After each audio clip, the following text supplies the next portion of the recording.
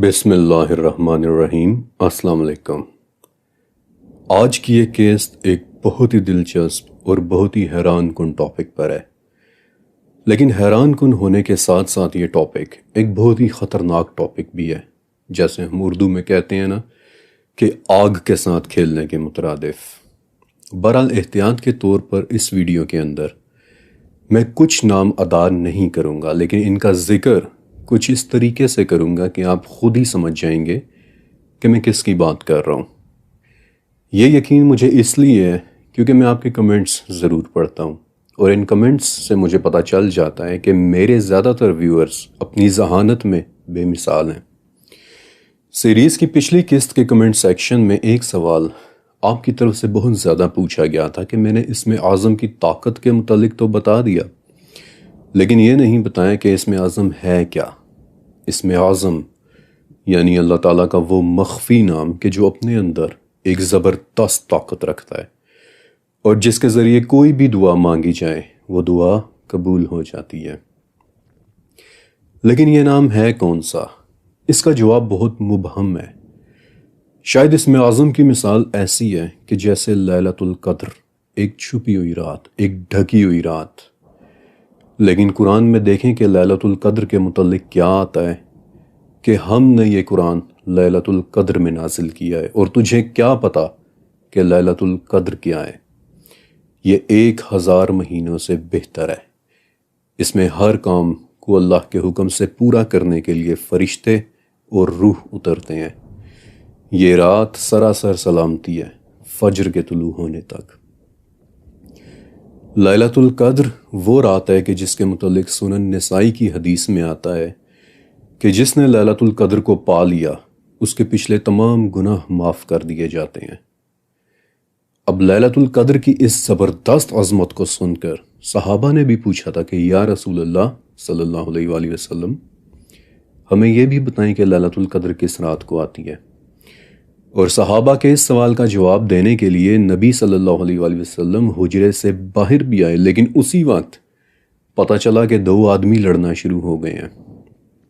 جب یہ معاملہ سیٹل ڈاؤن ہو گیا تو اس کے بعد پھر آپ علیہ السلام نے فرمایا کہ میں تو تمہیں لیلۃ القدر کے متعلق بتانے کے لیے آیا تھا، لیکن یہاں لوگ آپس میں لڑنے لگے، اور اسی دوران مجھ سے لیلۃ القدر کا علم ہی اٹھا لیا گیا، لیکن شاید یہی تمہارے لیے بہتر تھا، لہٰذا اب تم صرف اتنا کر سکتے ہو کہ اسے رمضان کی آخری طاق راتوں میں تلاش کرو۔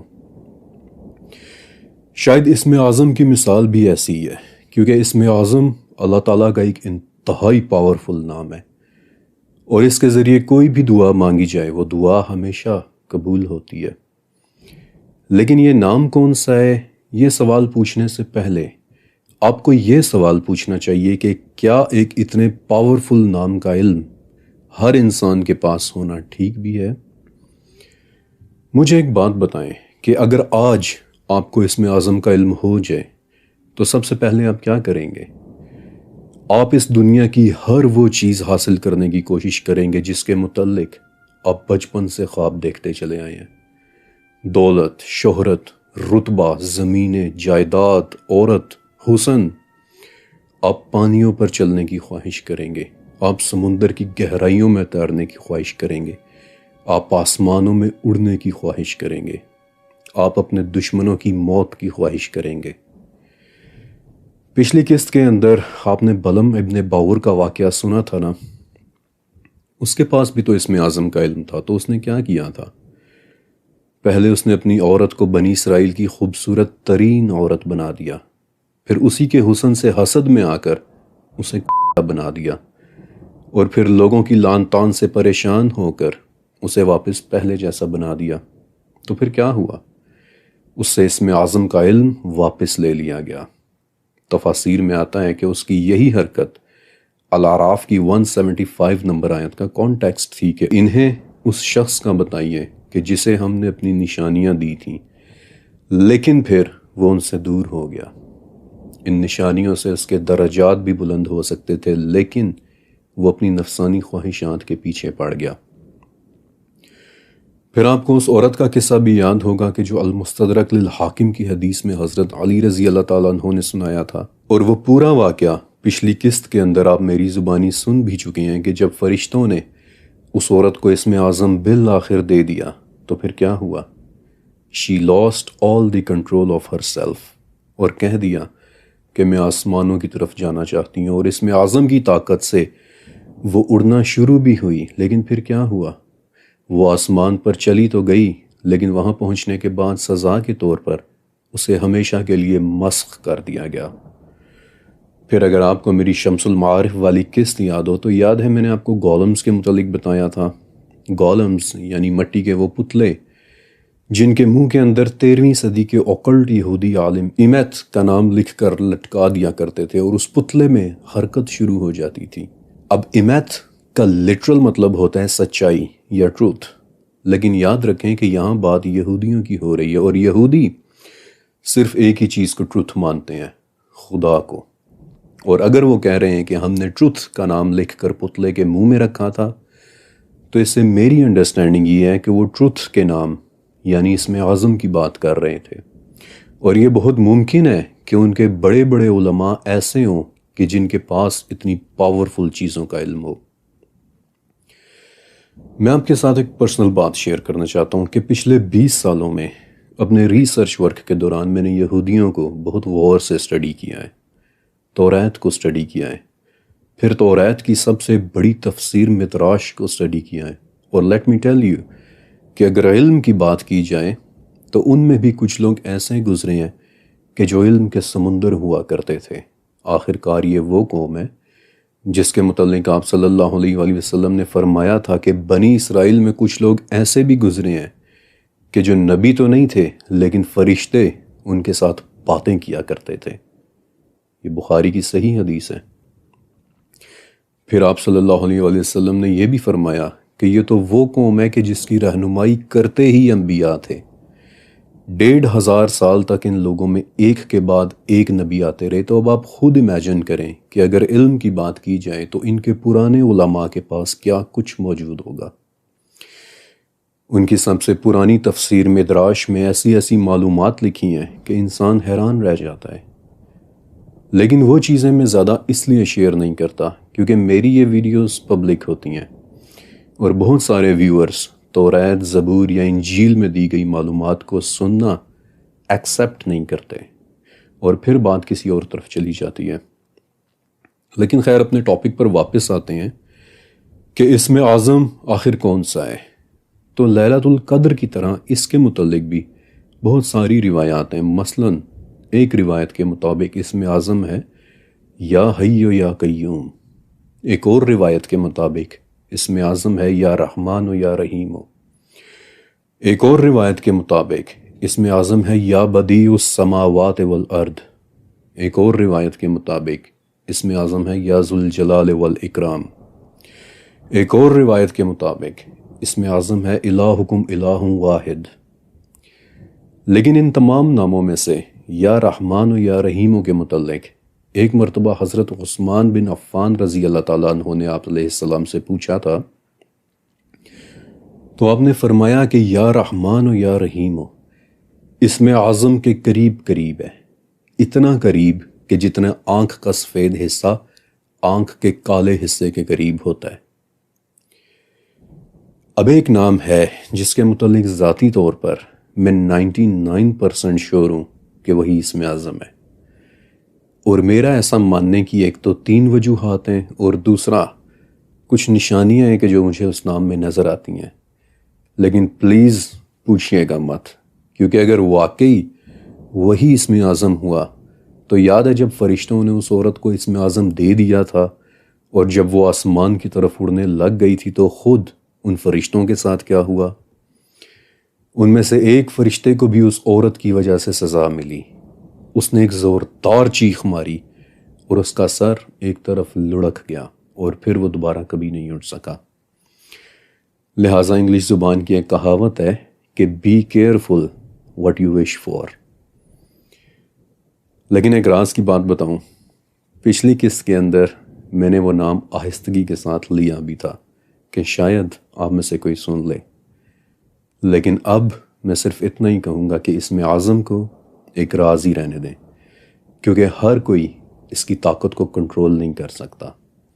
جو وردی ہے وہ اسے تلاش کر لے گا. حضرت عیسیٰ علیہ السلام نے کہا تھا نا کہ سیک اینڈ یو شیل فائنڈ. ڈھونڈو تو تمہیں مل جائے گا، مانگو تو تمہیں دے دیا جائے گا. Book of Matthew 7:7. لہٰذا اب ہم آگے بڑھتے ہیں اور شروع کرتے ہیں ہماری آج کی یہ قسط. بائی دی ویز آج میری کوشش ہوگی کہ مسٹری سیریز کی پچھلی 5 قسطوں کے دوران ہم نے جو کچھ بھی دیکھا، پڑھا اور سیکھا ہے اسے میں آج کی قسط میں کنکلوڈ کر دوں. لیکن آج رات میرے پاس صرف 1 گھنٹہ ہے. اگر ہم نے اس 1 گھنٹے میں کور کر لیا تو ٹھیک، ورنہ آج والی قسط پھر 2 پارٹس میں ریلیز ہوگی. اوکے، اس پوری سیریز میں ہم نے دیکھا کہ علم العادات اور علم الحروف یہ ایک سچ ہیں، یہ ایگزسٹ کرتے ہیں. چوتھی اور 5ویں قسط کے اندر بہت ڈیٹیل کے ساتھ ہم انہیں دیکھ چکے ہیں کہ یہ انتہائی پاورفل علوم ہیں، بالکل کسی نیوکلیئر ری ایکٹر کی طرح.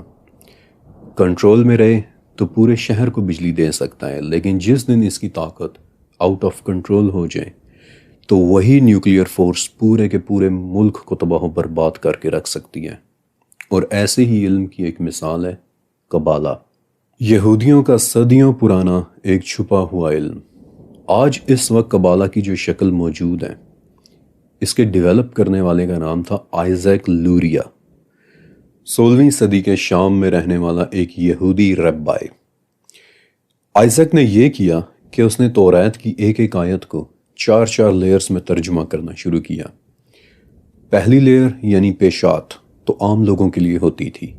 پیشات یعنی کہ سمپل، بس ایک ترجمہ کہ توریت کی فلاں آیت کا مطلب کیا ہے. دوسری لیئر رمیز یعنی اشارہ کہ کس آیت میں کس بات کی طرف اشارہ کیا جا رہا ہے. تیسری لیئر درش یعنی درس یعنی کہ سبق کہ اس آیت سے ہمیں سیکھنے کو کیا مل رہا ہے. اور چوتھی لیئر تھی سوڈ یعنی کہ راز، توریت میں چھپے ہوئے علوم کا ایک ترجمہ کہ جو صرف خاص لوگوں کے پڑھنے کے لیے ہوتا تھا. اور یہ وہ ترجمہ ہے کہ جو بعد میں قبالہ کی سب سے مشہور کتاب یعنی زوہار میں بھی شامل ہو گیا. زوہار قبالہ کی سب سے بڑی اور سب سے پرانی کتاب ہے. اس کا کوئی ایک رائٹر نہیں ہے، بلکہ اسے کئی صدیوں پر محیط کئی یہودی قبالسٹس نے لکھا ہے.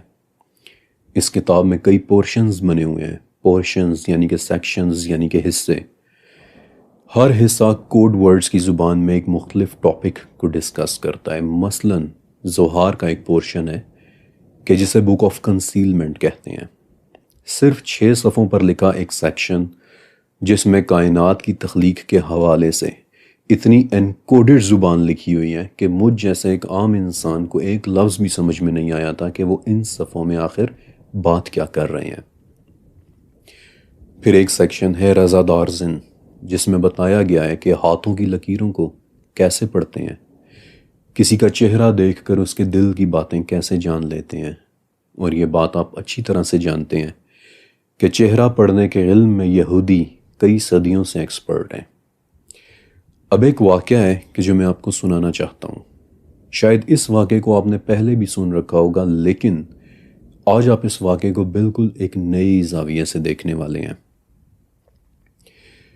خلیفہ ہارون الرشید کا زمانہ یعنی 8ویں صدی دی گولڈن ایج آف اسلام کہلاتی ہے، کیونکہ اس زمانے میں علم، تاریخ، فقہ اور فلسفی، یہاں تک کہ سائنس اور ایسٹرونومی یعنی ستاروں کے علم تک مسلمانوں نے بڑے بڑے زبردست کارنامے سر انجام دیے. بغداد اس وقت دنیا کا سینٹر ہوا کرتا تھا اور پوری دنیا سے لوگ علم سیکھنے کے لیے بغداد آیا کرتے تھے. بغداد کا شہر سرکلز میں بنا ہوا تھا، یعنی باہر والے سرکل میں کاشتکار اور دکاندار لوگ رہا کرتے تھے، درمیان والے سرکلز میں تاجر اور امراء رہا کرتے تھے، لیکن بغداد کے انر سرکلز میں بنا ہوا تھا بیت الحکمہ یعنی دی ہاؤس آف وزڈم. اور دی ہاؤس آف وزڈم کے ارد گرد دنیا کے ٹاپ نوچ کریم قسم کے ایلیٹ علماء رہا کرتے تھے، دنیا کے بہترین دماغ. اور ان علماء میں تاریخ اور حدیث کے ایک بہت بڑے اسکالر رہا کرتے تھے، محمد ابن سعد الہاشمی. بائی دی ویز اگر میں کوئی چیز اتنی ڈیٹیلز میں بتاؤں تو اس کے پیچھے مقصد ہوتا ہے آپ کو زیادہ سے زیادہ انفارمیشن دینا، سکھانا۔ مثلا اسی بہانے میں نے آپ کو the golden age of Baghdad city کا ایک سٹرکچر بھی بتا دیا تاکہ یو وڈ نو۔ ابن سعد نے عربی زبان میں 15 والیومز کی ایک بہت بڑی کتاب لکھی تھی جس کا نام ہے طبقات ابن سعد الکبریٰ۔ اس کتاب میں نبی کریم صلی اللہ علیہ وسلم کے زمانے سے لے کر تابعین تک کے نایاب اور بہترین واقعات لکھے ہوئے ہیں، اور انہی میں سے ایک واقعہ ہے نبی کریم صلی اللہ علیہ وسلم کے بچپن کا۔ محمد الرسول اللہ ابھی صرف 12 سال کے تھے تو آپ کے چچا ابو طالب آپ کو اپنے ساتھ لے کر تجارت کی غرض سے شام گئے۔ جب یہ لوگ شام کے شہر بصرہ پہنچے کہ جو آج شام اور جارڈن کے بارڈر پر واقع ہے اور دمشق سے تقریباً 150 میل دور ہے، تو وہاں کے گرجا میں ایک راہب رہا کرتا تھا کہ جسے بحیرہ کہتے تھے۔ اب اس علاقے سے اکثر ٹریڈ کاروانز یعنی کہ تجارتی قافلے گزرتے رہا کرتے تھے، لیکن کبھی کسی نے بحیرہ کو کسی کے ساتھ بات چیت کرتے نہیں دیکھا تھا۔ لیکن اس مرتبہ جب یہ قافلہ وہاں پہنچا تو بحیرہ دور اپنی عبادت گاہ میں کھڑا انہیں دیکھ رہا تھا، اور وہ کیا دیکھتا ہے کہ ایک بادل ہے کہ جو باقی تمام قافلے کو چھوڑ کر ایک چھوٹے سے بچے کے اوپر سایہ کیے ہوئے ہے۔ بحیرہ نے دیکھا کہ قافلہ دور ایک درخت کے نیچے ٹھہر گیا ہے اور بادل بھی اس درخت کے اوپر آ کر رک گیا ہے، اور عجیب طور پر اسے لگا کہ درخت پہلے کی نسبت کہیں زیادہ ہرا بھرا اور سرسبز نظر آنے لگ گیا ہے۔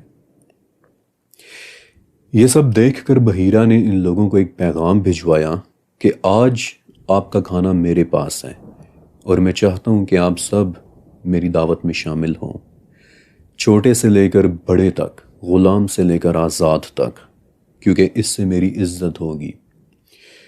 تو قافلے میں سے کسی نے بحیرہ کو واپس پیغام بھیجا کہ آج ایسی کیا خاص بات ہے، تم تو کبھی ایسا نہیں کرتے، تو پھر آج ایسا کیا ہے؟ بحیرہ نے جواب بھجوایا کہ میں تم لوگوں کی مہمان نوازی کرنا چاہتا ہوں کیونکہ تم اتنی دور سے آئے ہو اور تم اس بات کے مستحق ہو۔ اب اس دعوت میں سب لوگ شامل ہو گئے، لیکن چونکہ آپ صلی اللہ علیہ وسلم سب سے چھوٹے تھے تو قافلے والوں نے اپنے سامان کو اسی درخت کے نیچے رکھ کر آپ کو وہیں بٹھا دیا کہ محمد آپ یہاں بیٹھ کر ہمارے سامان کی نگرانی کریں۔ اب تمام لوگ اس دعوت میں چلے گئے اور ننھے رسول درخت کے نیچے اکیلے بیٹھے ان سب کا انتظار کرنے لگے۔ دوسری طرف عبادت گاہ کے اندر بحیرہ ایک ایک مہمان کو نوٹس کر رہا تھا، آبزرو کر رہا تھا، اور جن نشانیوں کو وہ ڈھونڈ رہا تھا وہ اسے کسی ایک میں بھی نظر نہیں آ رہی تھیں۔ تو بالآخر اس نے پوچھ ہی لیا کہ کیا تم لوگ کسی کو باہر بھی چھوڑ کر آئے ہو؟ تو لوگوں نے جواب دیا کہ ہاں، ہم سب سے کم عمر ایک بچہ ہے جسے ہم اپنے سامان کے پاس چھوڑ کر آئے ہیں۔ اس پر بحیرہ کے الفاظ تھے کہ کتنی بری بات ہے کہ تم سب لوگ تو آ گئے اور صرف ایک بچے کو پیچھے چھوڑ دیا۔ تو حارث بن عبد المطلب بن عبد مناف اٹھے اور کہا کہ واقعی کتنے شرم کی بات ہے کہ ہم نے ابو طالب کے بھتیجے کو پیچھے چھوڑ دیا، حالانکہ وہ تو ہے بھی ہم میں سب سے زیادہ شریف۔ حارث یہ کہہ کر اٹھے، باہر گئے، چھوٹے سے محمد صلی اللہ علیہ وسلم کو گود میں اٹھا کر واپس آئے، انہیں کھانے کی ٹیبل پر بٹھایا اور خود بھی کھانے میں شریک ہو گئے۔ اب بحیرہ آپ کو بہت غور سے دیکھ رہا تھا، آپ کا چہرہ دیکھ رہا تھا کہ اچانک بولا، محمد میں تمہیں لات اور عزیٰ کا واسطہ دیتا ہوں کہ جو کچھ میں تم سے پوچھوں تم نے اس کا جواب ضرور دینا ہے۔ اس پر نبی صلی اللہ علیہ وسلم نے فرمایا کہ مجھے لات اور عزیٰ کا واسطہ مت دیں۔ بحیرہ نے کہا کہ اچھا تو پھر میں تمہیں اللہ کا واسطہ دیتا ہوں کہ جو کچھ میں تم سے پوچھوں تم اس کا جواب دو گے۔ اس پر ننھے رسول نے کہا کہ ٹھیک ہے، آپ جو چاہتے ہیں وہ مجھ سے پوچھ لیں۔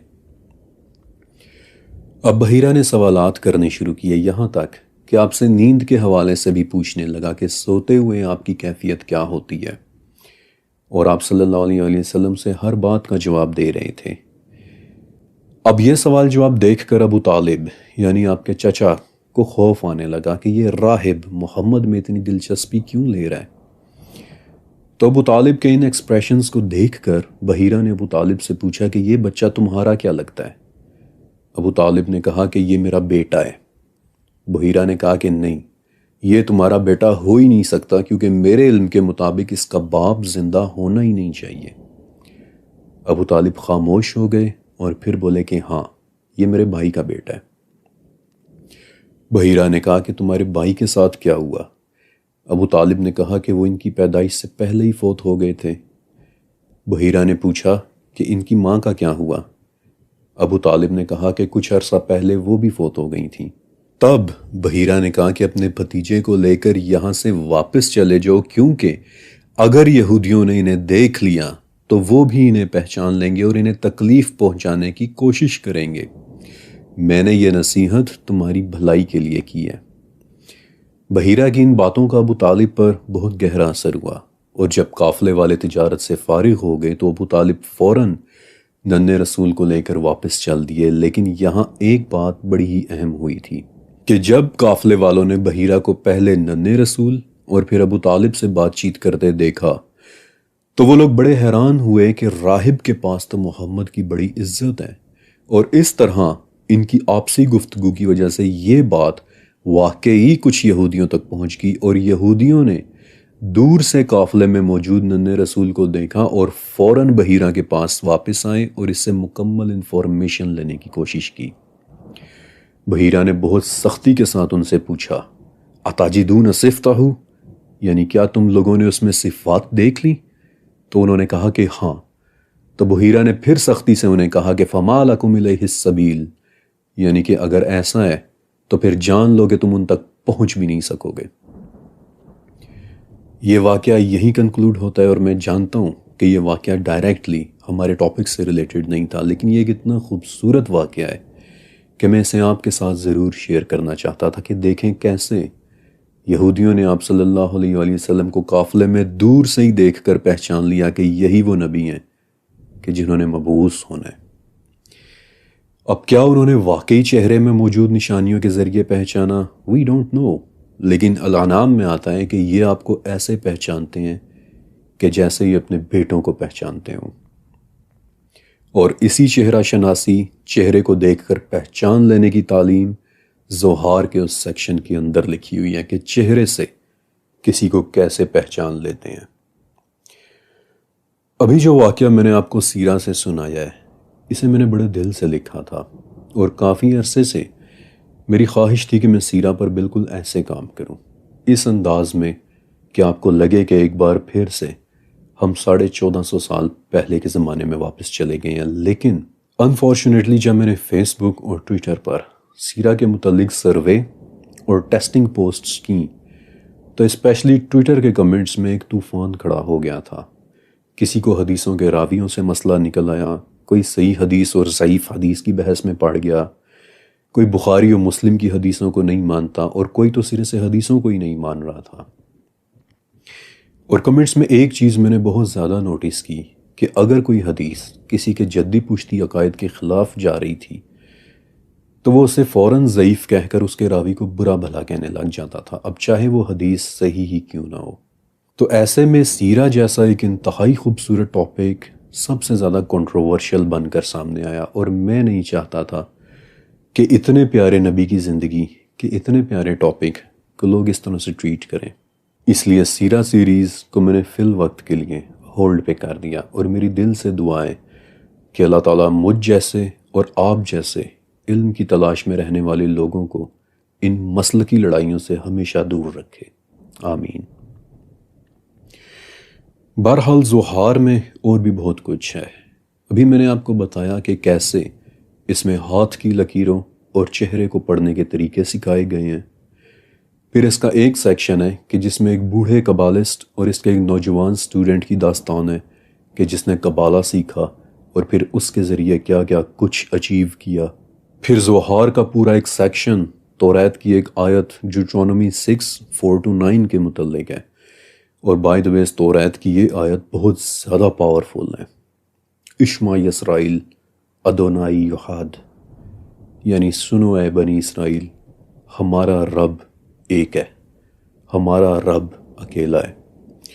مدراش یعنی توریت کی تفسیر میں آتا ہے کہ یہی وہ تسبیح تھی کہ جسے جب حضرت داؤد علیہ السلام پہاڑوں کی طرف منہ کر کے پڑھتے تھے تو پہاڑ بھی ان کے ساتھ لرزتے ہوئے یہ تسبیح پڑھنے لگ جایا کرتے تھے کہ سنو اے بنی اسرائیل، ہمارا رب ایک ہے، ہمارا رب اکیلا ہے۔ زہار کا پورا ایک سیکشن اس تسبیح میں چھپے رازوں کے اوپر ہے۔ اس سب کے علاوہ زہار یعنی کبالہ کی اس مشہور کتاب میں اور بھی بہت کچھ ہے، جس کے لیے میں دیکھوں گا کہ شاید بالکل علیحدہ سے ایک قسط ریلیز کروں، لیکن آج چونکہ مجھے اس ٹاپک کو کنکلوڈ کرنا ہے، اس لیے زہار سے آگے بڑھتے ہیں۔ کبالہ کو ایک لفظ میں ڈسکرائب کر پانا ناممکن ہے۔ آپ آؤٹ رائٹ یہ بھی نہیں کہہ سکتے کہ کبالہ ایک شیطانی علم ہے اور اس کے ذریعے یہودی پینٹاگون میں بیٹھے جنتر منتر تنتر کر کے شیطان کی پوجا کر رہے ہیں۔ حالانکہ میں نے دیکھا ہے کہ کچھ پاکستانی بڑے یوٹیوب چینلز بھی لوگوں کو یہی کچھ ہی بتا رہے ہیں۔ شمس المعارف اور زہار جیسی کتابیں یہ پیورلی اوکلٹ نالج کی کتابیں ہیں، مخفی علوم کی۔ نہ صرف انہیں سمجھنا انتہائی مشکل ہے، بلکہ یہ فیصلہ کرنا بھی مشکل ہے کہ کہاں روحانیت ختم ہو رہی ہے اور کہاں شیطانیت شروع ہو رہی ہے۔ ایسے علوم کہ جن کی باؤنڈریز بہت مبہم ہوتی ہیں۔ میں نے آپ کو تھوڑی دیر پہلے کہا تھا کہ ان علوم کی مثال ایک نیوکلیئر ری ایکٹر جیسی ہے کہ جو اگر کنٹرول سے باہر ہو جائے تو وہ سب کچھ تباہ و برباد کر کے رکھ دیتا ہے، اور یہ بات کبالسٹس بھی بہت اچھی طرح سے جانتے ہیں۔ ایسا اس لیے کیونکہ کبالسٹس حلقوں میں ایک داستان ہمیشہ سنائی جاتی ہے۔ یہ داستان 15ویں صدی کے ایک یہودی کبالسٹ جوزف ڈیلا غائنا کی ہے کہ جو کبالہ کا ایک ایکسپرٹ عالم تھا، اور اس کے دل میں خواہش پیدا ہوئی کہ جلد از جلد میسونک ایج کا آغاز ہو، یعنی اس کی چاہت تھی کہ جلد از جلد مسیحا آ جائے، اور اپنی اس خواہش کو پورا کرنے کے لیے اس نے کبالہ کے ان انپریزیڈنٹڈ علوم کو اسٹڈی کرنا شروع کر دیا کہ جو انسان کو اس کی لمٹس تک پش کر دیتے ہیں۔ لیکن ربی جوزف کے سامنے کسی مسیحا کے بجائے آشمودیوس اور اس کی ملکہ ظاہر ہو گئے۔ اور آشمودیوس کون ہے؟ انتہائی پاورفل شیاطین میں سے ایک شیطان۔ اور پھر اس کے بعد کیا ہوا؟ ربی جوزف پاگل ہو گیا اور اس نے سمندر میں ڈوب کر خودکشی کر لی۔ اور کبالسٹ حلقوں میں جوزف کی یہ داستان اس لیے سنائی جاتی ہے کہ دیکھو، دھیان رکھنا، اگر کبالہ کا علم غلط استعمال ہو گیا تو اس کے بہت بھیانک نتائج نکل سکتے ہیں۔ اوکے، میرا دل تھا کہ آج میں اس سیریز کو کنکلوڈ کر دوں، لیکن پچھلے کئی دنوں سے میری صحت بھی ٹھیک نہیں ہے، اس لیے آج کی یہ قسط یہیں تک۔ لیکن جاتے جاتے ایک بات کہ اس قسط کے پارٹ 2 میں آپ کو انشاءاللہ میں کچھ بہت زبردست انفارمیشن دینے والا ہوں، ایسی انفارمیشن کہ جسے سن کر آپ کو مزہ آ جانا ہے۔ سو ملتے ہیں انشاءاللہ دی مسٹری سیریز کی اگلی قسط میں۔ اللہ حافظ۔